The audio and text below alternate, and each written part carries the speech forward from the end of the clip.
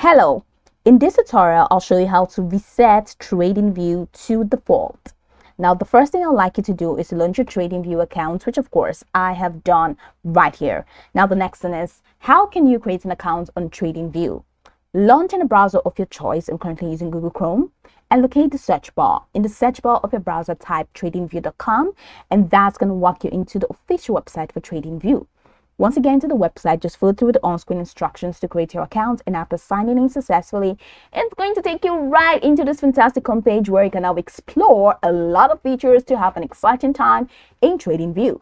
So now that we're here, let's quickly hop into today's task, and that is how to reset Tradingview to default. So we're going to head over to a chart. So you have to open up a market. After choosing the market that you want to open, you can use the search bar here, or you can just head over to markets. And here you go. So I opened the Tesla markets. Just going to have to exit this. So I opened the Tesla market.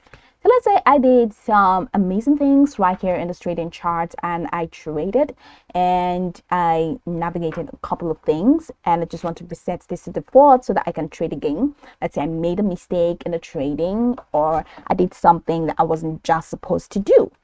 Here is how you can reset the chart to default.